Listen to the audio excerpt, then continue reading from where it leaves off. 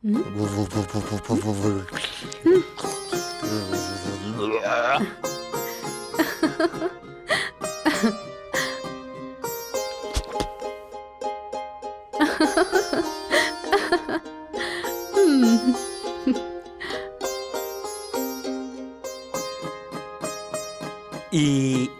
చూడు ఎంత ఫ్రెష్గా ఉన్నానో.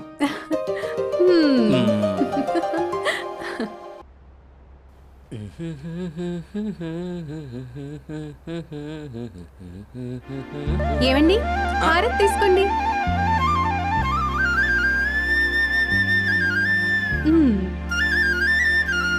మైత్రి, ఈ రోజుల్లో ఇలాంటి భార్య దొరకటం నిజంగా నాకు చాలా అదృష్టం. భార్య మాటని గౌరవించే మీలాంటి భర్త దొరకడం కూడా ఏ జన్మలోనో చేసుకున్న పుణ్యం. ఆఫీస్ టైం అవుతుంది, టిఫిన్ రెడీ చేయి. అయ్యో రామచంద్ర, అన్ని రెడీగానే ఉన్నాయి టేబుల్ పైన. మీదే ఆలస్యం. వెళ్ళి తిందామా? ఏమండే ఏమండోయ్, దాహం వేస్తుంది, కొంచెం మంచీలు పట్టరండి. అలాగే డాడీ, ఎన్నిసార్లు చెప్పాను నీకు ఏంటి మమ్మీని ఏమండి అని పిలవద్దని. ఏంట్రా ఇలాంటి ప్రశ్న వేసావు? మీ అమ్మ ఎవరనుకుంటున్నావురా? సాధారణమైన లేడీ కాదురా, ద గ్రేట్ హోటల్ యజమాని అప్పుల అప్పారావు ఏకైక పుత్రికరా మీ అమ్మ. మీ అమ్మకి పెళ్లి నిశ్చయమైంది. కళ్యాణ మండపంలో ఒకటే జన సందోహం. మరి పెళ్లికి పెద్దలందరూ వచ్చారు, చుట్టాలందరూ వచ్చారు.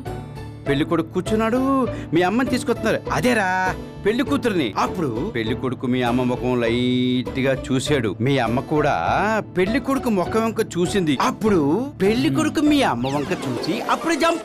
తర్వాత మా యజమాని కాళ్ళు చేతులు ఆడలేదురా, పరువు పోయింది. అప్పుడు వెంటనే నన్ను చూసి ఇలా రా అన్నాడు. నేను పరిగెట్టుకుంటూ వెళ్ళానా భయపడకుండా నువ్వు అమ్మాయి మెడలో తాళి కట్టరా అన్నాడు. ఇంకా ఫస్ట్ నేడు సంగతి అంటావా? గదిలోకి వెళ్ళి కూర్చున్నాను. ఒకటే సిగ్గుగా ఉంది. ఈ లోపల మీ అమ్మ